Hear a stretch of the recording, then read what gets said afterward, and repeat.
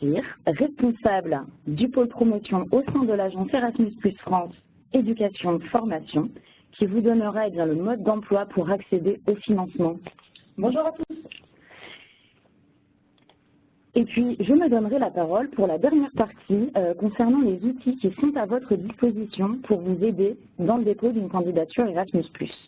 Et nous reviendrons à cette occasion un petit peu plus sur EPAL.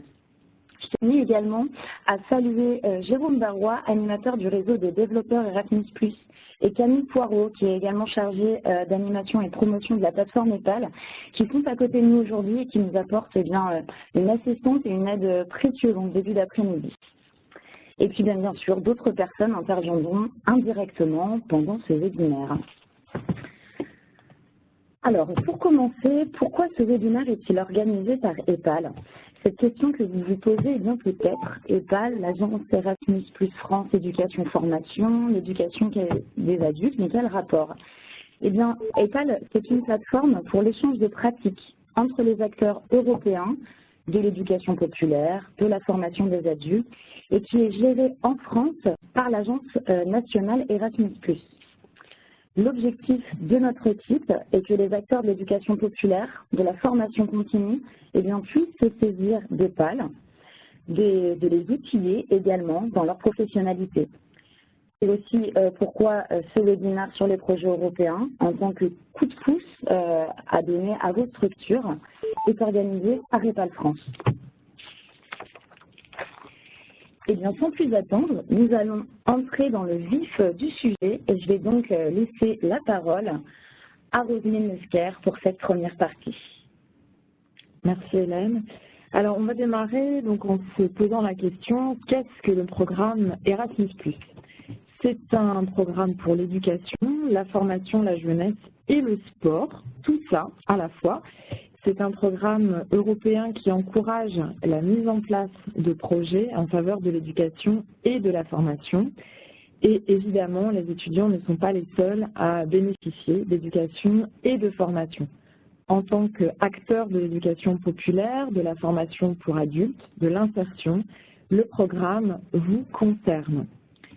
En tant que citoyen et professionnel, le programme vous concerne également. Cela signifie qu'un secteur du programme vous est même dédié, il se nomme éducation des adultes. Alors, un projet mené dans le contexte Erasmus+, peut relever de l'éducation des adultes, de l'éducation populaire, de l'éducation non formelle. Ces trois termes, s'ils sont différents, recouvrent presque toujours les mêmes sens. Des formations non qualifiantes, hors des systèmes scolaires et plaçant l'apprenant au centre du processus d'apprentissage et de connaissance. Tous, dans vos structures, vous êtes peut-être engagés dans un ou plusieurs projets. Aussi, la démarche projet est peut-être déjà quelque chose de connu. À ramener au contexte du programme Erasmus+, et ce qui fait la différence entre un projet et un projet européen, c'est la dimension transnationale.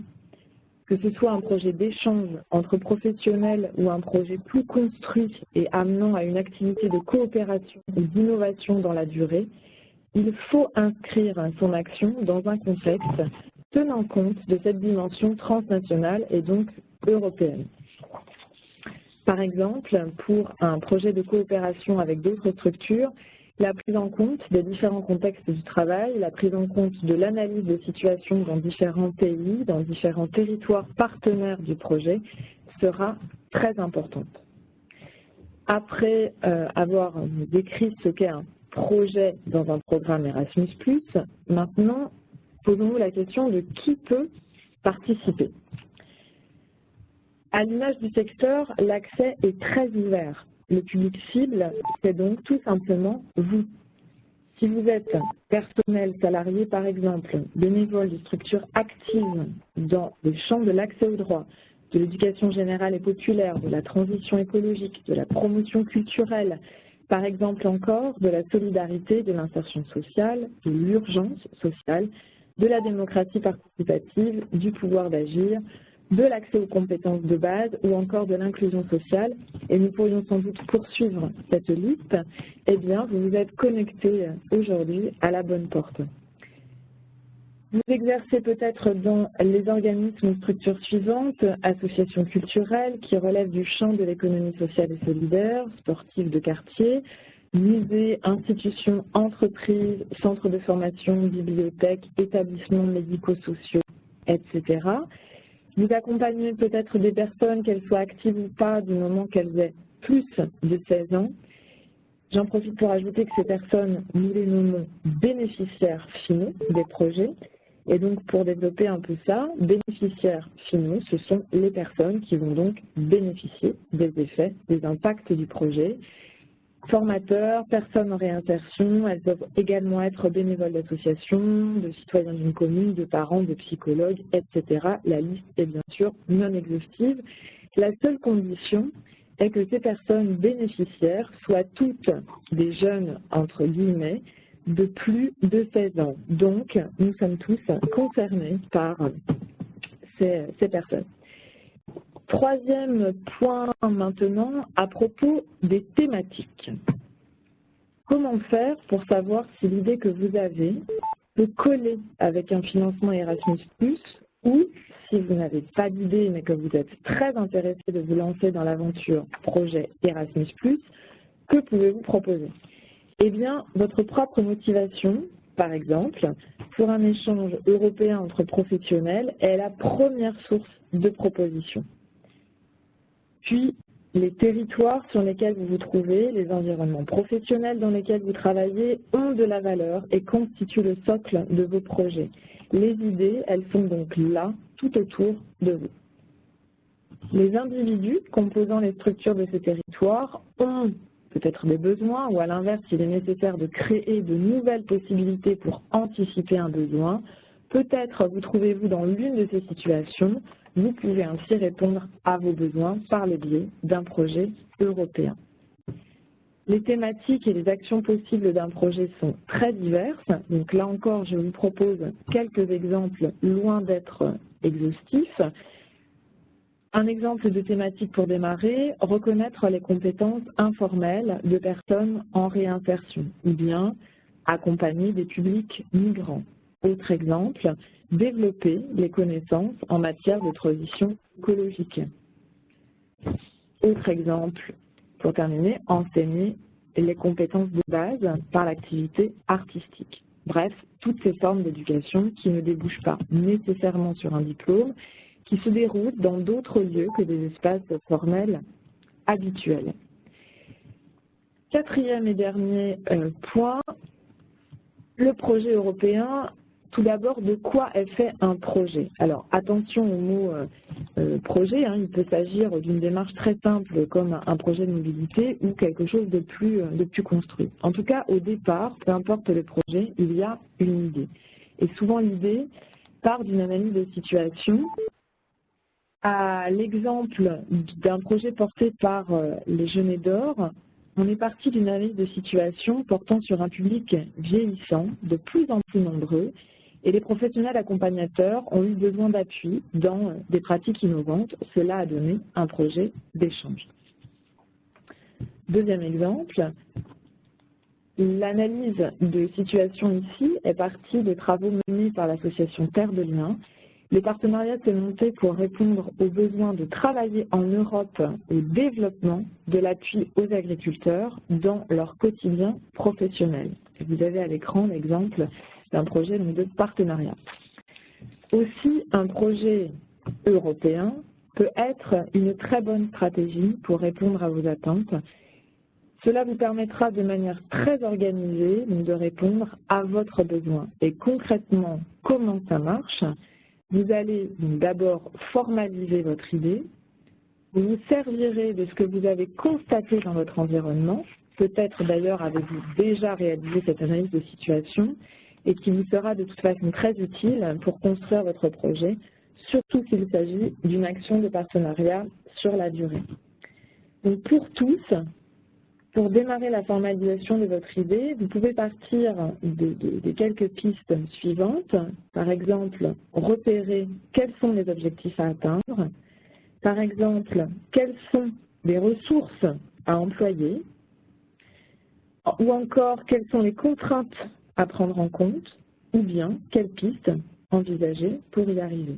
Et puis, si vous êtes à la recherche d'exemples, d'aide, de partenaires, bien sûr, il y a EPAL, et pour cela, nous y reviendrons un peu plus tard. Merci beaucoup, Rosine, pour cette première partie. Vous savez que les financements Erasmus+ vous concernent directement.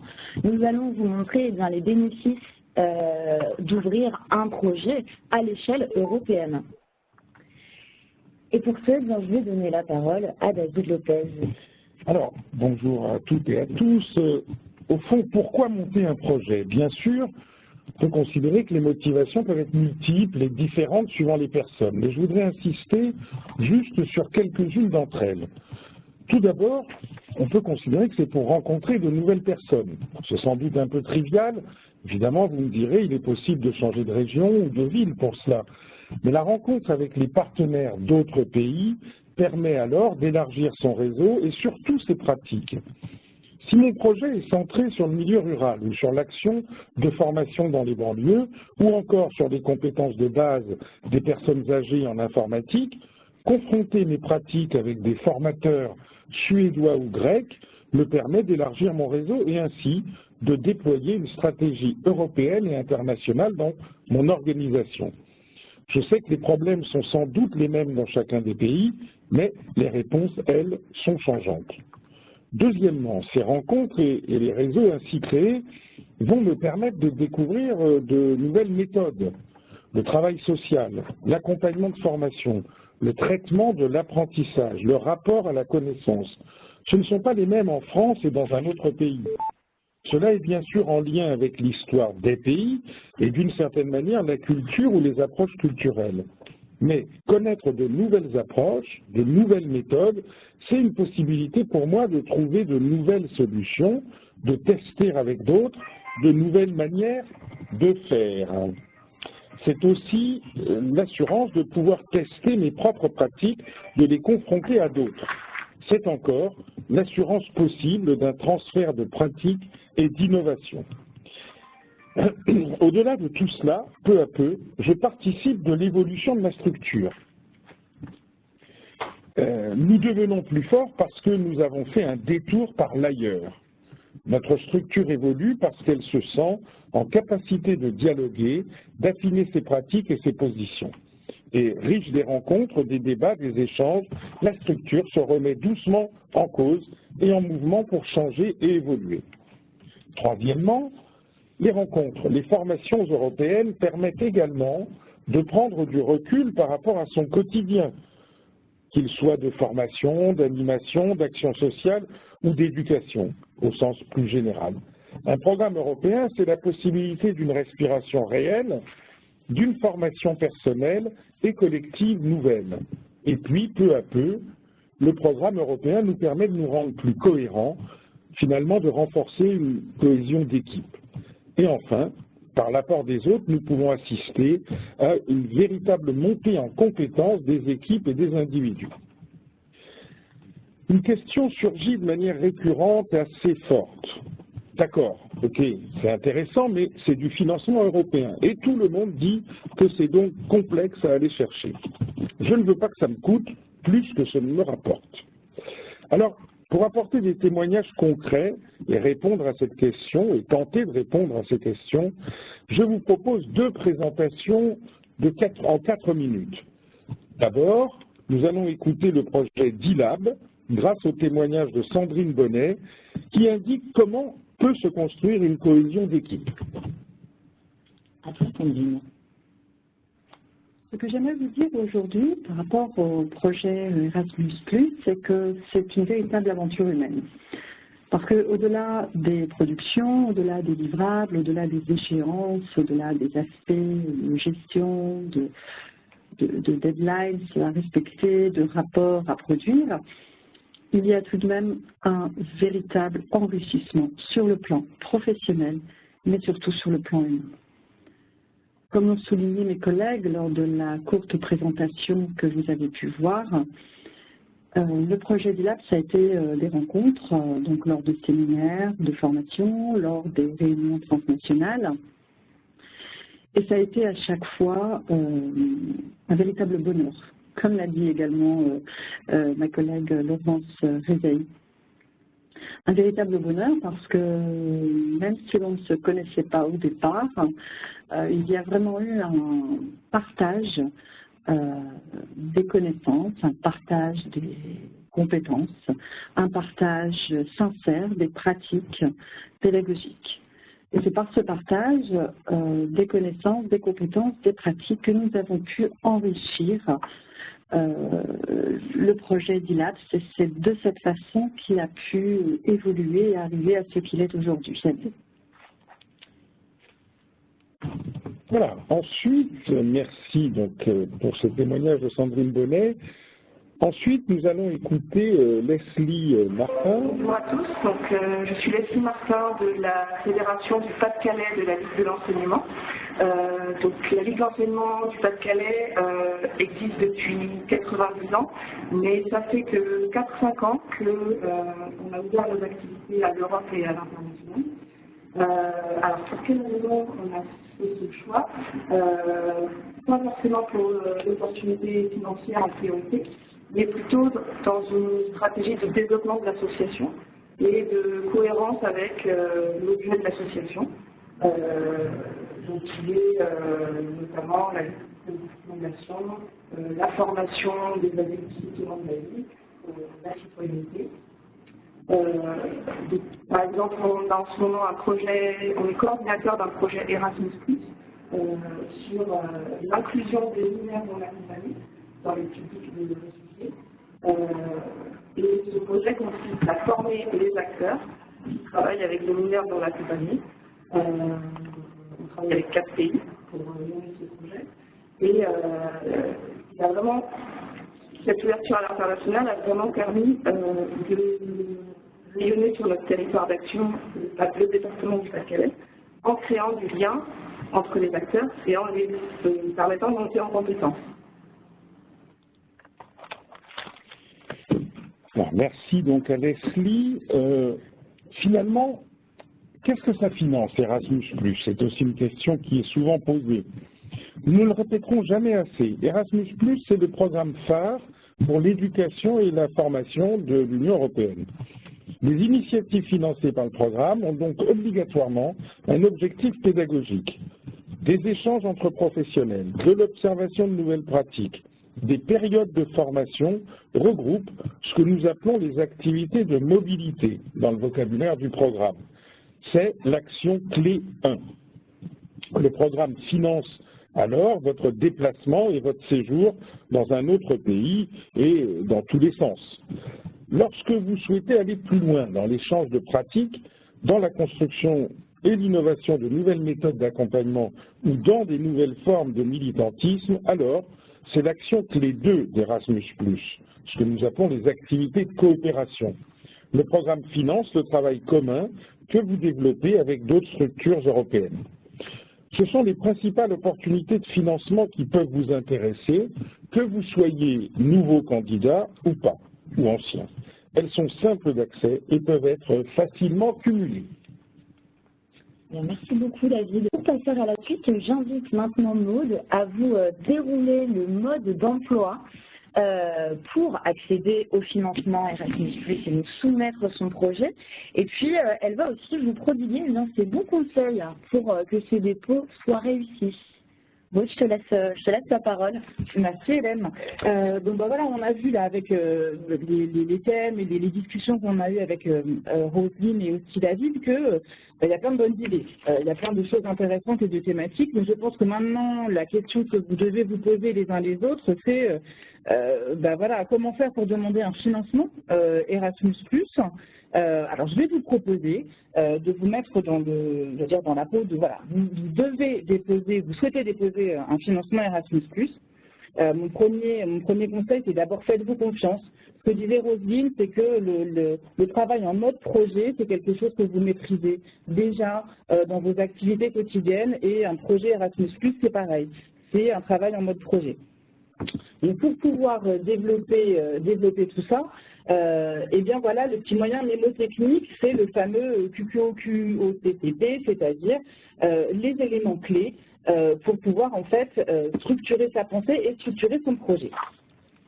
Le premier item, en fait, que vous devez bien avoir en tête, c'est le quand. Bien évidemment, c'est quand de déposer cette demande de subvention. Vous devez répondre à ce qu'on appelle un appel à proposition ou appel à projet, et dans Erasmus+, les appels à proposition sont annuels. Vous avez le cadre général, en fait, qui sort chaque année à peu près en octobre, et ensuite les dépôts des demandes de subvention doivent être faits au premier trimestre. Action clé 1, fin janvier, début février, action clé 2, autour de fin mars pour Erasmus+, éducation des adultes.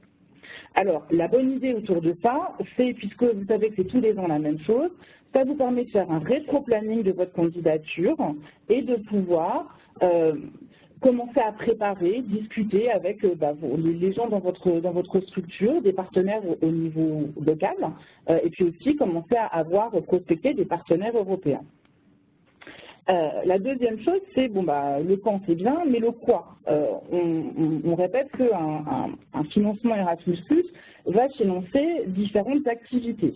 Alors, les échanges entre des professionnels, mais ça peut être aussi produire un guide de bonne pratique, produire des articles, organiser des séminaires de formation, et surtout, ça permet de faire bouger vos bénéficiaires finaux, les gens avec lesquels vous travaillez.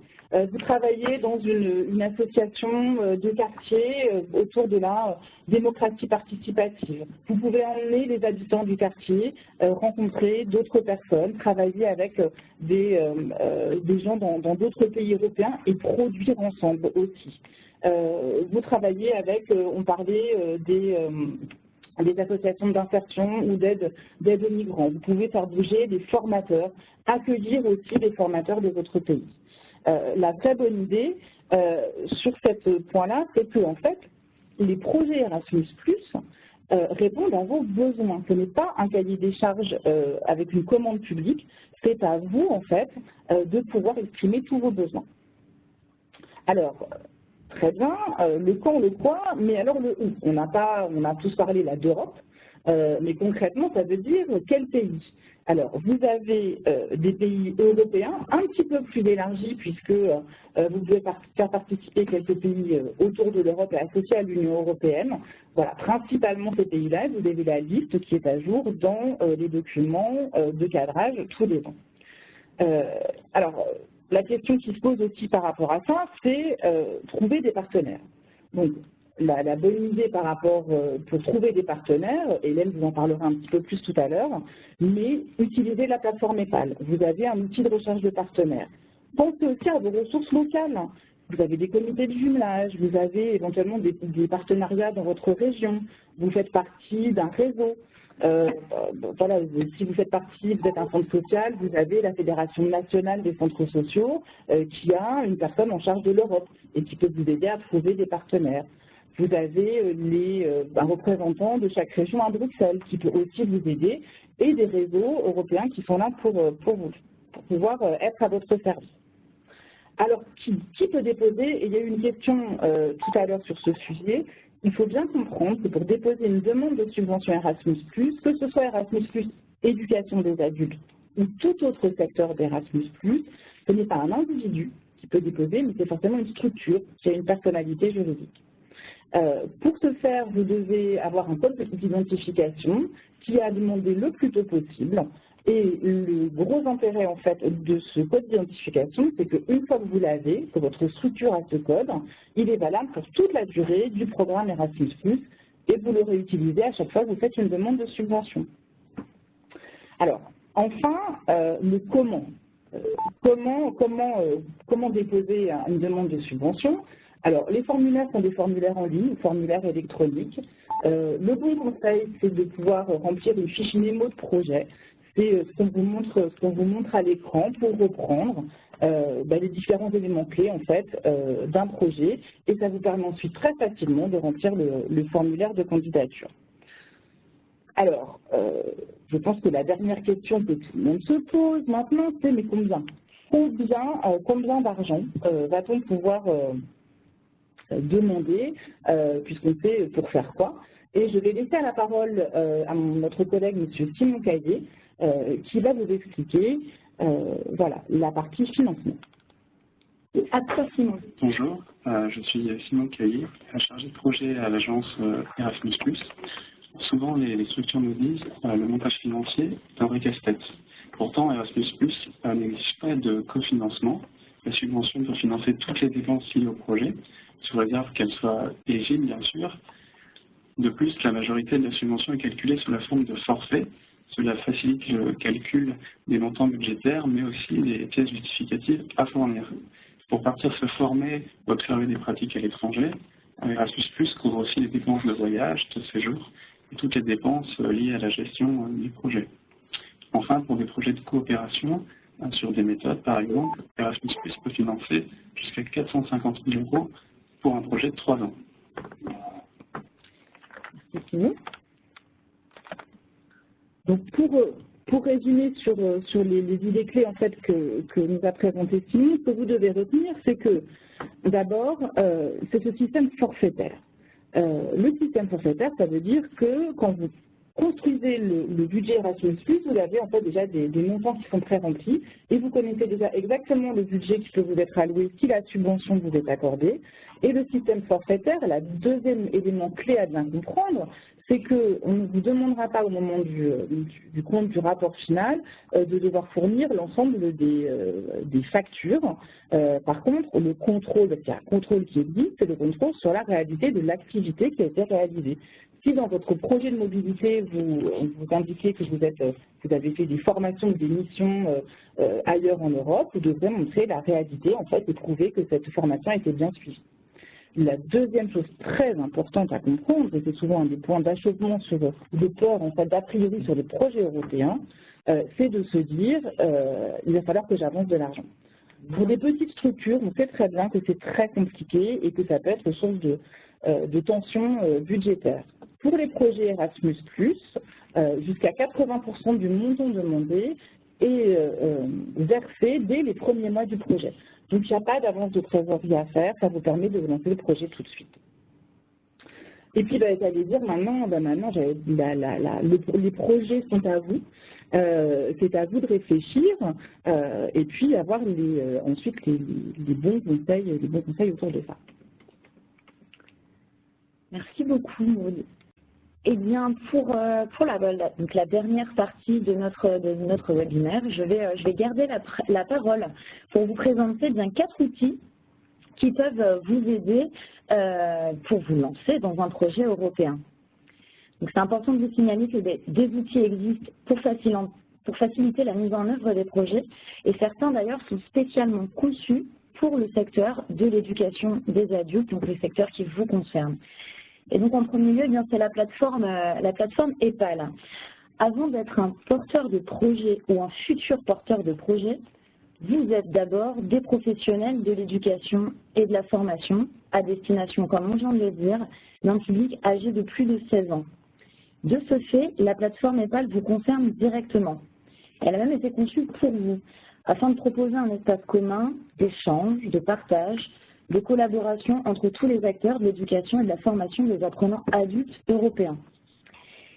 Et en effet, nous partons du principe que nous avons à apprendre dans des pratiques de chacun et donc de partager autour d'outils communs. En participant à ce webinaire, on vous a d'ailleurs demandé l'inscription à la plateforme EPAL. Alors, si vous l'avez fait, bienvenue parmi les 55 000 utilisateurs enregistrés. Et pour ceux qui ne l'auraient pas encore fait, nous vous inviterons à le faire à la suite de ce webinaire.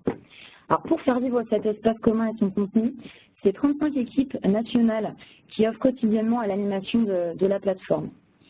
Et puis, c'est aussi 23 langues de travail qui sont consultables sur EPAL. Alors, en quoi EPAL est un outil aidant lorsqu'on veut se lancer dans un projet européen?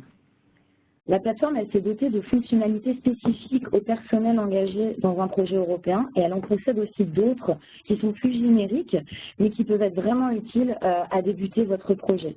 On va les passer en revue, ces fonctionnalités. Elles sont au nombre de 3 pour que vous puissiez les identifier derrière votre écran et les réutiliser à bon escient. Alors, la première fonctionnalité, c'est le fait que EPAL, c'est une source d'inspiration et d'information sur les thématiques majeures de l'éducation et de la formation des adultes. Il y a 5 thématiques, 29 sous-thématiques qui régissent cet espace. et c'est autant de possibilités de trouver du contenu sur le sujet qui vous intéresse ou d'y contribuer. On peut passer quelques-unes des thématiques en revue. On a par exemple le public migrant, l'inclusion sociale, dans une thématique plus globale du soutien aux apprenants, la formation en milieu pénitentiaire, le e-learning dans l'environnement d'apprentissage, l'éducation culturelle, etc. dans la thématique compétences. Alors faisons le test pour chacune en fait de ces thématiques. Et bien là par exemple nous avons cliqué sur la thématique compétences clés, des blocs de réflexion, des présentations pratiques, des actualités plus formelles, des ressources pédagogiques, des événements, des discussions vous sont proposés. Alors pourquoi s'en servir en tant que porteur de projet? Un contexte de projet, il nécessite d'être argumenté. Il est d'abord, on a pu vous dire, alimenté par votre contexte professionnel, mais il peut être aussi nécessaire d'avoir un minimum d'informations sur le contexte européen et la situation des pays avec lesquels vous souhaitez tout simplement coopérer. Et c'est en cela qu'EPAL est une source d'inspiration et d'information illimitée. Je peux vous donner quelques exemples. Donc récemment, des rapports sur la situation de l'éducation des adultes dans l'Europe ont été publiés. On va y apprendre, par exemple, l'existence d'universités libres à Chypre, le fait que le secteur privé finance en grande majorité l'éducation informelle aux Pays-Bas. Voilà, ce type d'informations.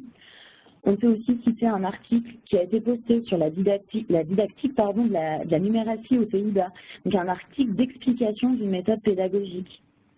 Ou encore, je viens prendre l'exemple d'un blog d'un porteur de projet Erasmus+, car les porteurs de projet éducation des adultes sont bien sûr invités à venir parler, à valoriser leur projet sur EPAL dès le début de celui-ci. Donc on a l'exemple qui s'affiche, donc c'est une ressource qui a été postée qui permet de télécharger la méthodologie mise en place produite par ce projet, qui est un outil de reconnaissance des expériences d'engagement à l'international. Et puis à côté, bien, le blog qui décrit comment se servir justement de cet outil. Alors, vous aussi, vous pouvez être inspiré, que vous soyez pour l'instant engagé dans un projet européen ou non, et vous pouvez contribuer, et pour ce, rien de plus simple pour contribuer. Une fois que vous avez choisi le type de contenu que vous souhaitez publier, il suffira simplement de cliquer bien sur la droite. Vous allez voir à votre écran apparaître l'onglet à droite de votre écran, qui vous permettra de publier votre contenu. Et c'est d'ailleurs ce qui fait la richesse d'EPAL, c'est que vous pouvez contribuer à l'intégralité de la plateforme. Et notre équipe propose d'ailleurs de traduire les contenus en anglais et en allemand pour qu'ils puissent avoir une large résonance en Europe. Le deuxième outil, c'est donc la recherche de partenaires. C'est une fonctionnalité que nous souhaitons vous aborder avec vous. C'est un forum de recherche pour vos futurs projets. Des annonces y sont déposées toutes les semaines pour des demandes de partenariat provenant de structures européennes. Alors comment faire? La structure, vous allez vous enregistrer en tant qu'organisation sur EPAL. Ensuite, consultez les annonces déjà postées ou bien déposer votre propre annonce de recherche de partenaires. La troisième fonctionnalité à vous présenter qui peut être intéressante, c'est l'accès à des espaces de dialogue. Une fois que vous allez trouver vos partenaires par le biais d'EPAL ou par tout autre bien évidemment, il est possible de demander un espace collaboratif pour communiquer et échanger avec les partenaires de manière privée. Il existe l'équivalent de ces espaces en mode public que l'on nomme communauté de pratique et où vous pouvez d'ailleurs aller y tester votre idée de thématique. Et bien sûr, nous vous invitons à visiter la plateforme et puis vous dire également que l'équipe est à votre disposition pour vous accompagner dans l'appropriation de cet outil. On va passer rapidement au second outil à vous présenter, c'est le réseau des développeurs Erasmus+. Donc pour vous aider à vous orienter dans le programme et à rédiger la candidature, il y a un réseau de développeurs Erasmus+ qui existe. Ce sont en fait des personnes qui vous orientent dans le programme européen Erasmus+, et qui vous accompagnent jusqu'au dépôt du projet. Alors pour trouver un développeur proche de chez vous, il existe une carte interactive qui est disponible à travers le site internet de l'agence Erasmus+, où vous allez pouvoir cliquer sur le profil des développeurs et puis les contacter directement. Un troisième et pas des moindres outils à vous présenter, c'est la plateforme Pénélope Plus, qui est l'outil indispensable des candidats à un financement Erasmus+. Et je vais laisser Simon Caillé, que vous connaissez bien maintenant, pour vous présenter cet outil. Et vous présenter donc l'outil de la plateforme Pénélope, et puis aussi vous parler de l'accompagnement qui est mené par l'agence Erasmus. Bonjour, donc la plateforme Pénélope Plus est l'outil indispensable pour les porteurs de projets. Vous retrouverez sur cette plateforme toutes les informations nécessaires pour déposer une candidature. Vous trouverez notamment l'appel à proposition du programme, également le formulaire de candidature. C'est également sur cette plateforme Pénélope Plus que vous retrouverez des fiches par type de projet, donc par action clé. Donc d'un côté les projets de mobilité et de l'autre, action clé numéro 2, les projets de coopération. Nous créons également pour vous aider des tutoriels, des guides, pour compléter votre formulaire de candidature, pour vous aider à monter votre budget. Enfin, lorsque vous êtes sélectionné, lorsque vous recevez un financement, c'est également depuis la plateforme Pénélope Plus que nous continuons de vous accompagner. Donc vous retrouverez toutes les informations nécessaires sur cette plateforme pour gérer et suivre votre projet. Sachez également que vous aurez un chargé de projet à l'agence qui sera là pour vous accompagner pendant toute la durée de votre projet, donc que ce soit par mail ou par téléphone. Et nous organisons également des visites de suivi. Nous venons vous rendre visite pendant votre projet. Merci Simon. Hop, alors, et le dernier outil à vous présenter, une dernière information plutôt, ce sont donc les Erasmus Days qui se déroulent les 10, 11 et 12 octobre prochains. Et c'est l'occasion d'aller à la rencontre des porteurs de projets Erasmus+, qui sont proches de chez vous géographiquement. L'occasion de profiter aussi de leur expérience, d'élargir votre réseau local et pourquoi pas européen, et puis aussi de passer un bon moment parce que les Erasmus Days, c'est avant tout la fête de la mobilité des projets Erasmus+. Donc pour la retrouver, n'hésitez pas à consulter le site internet erasmusdays.eu.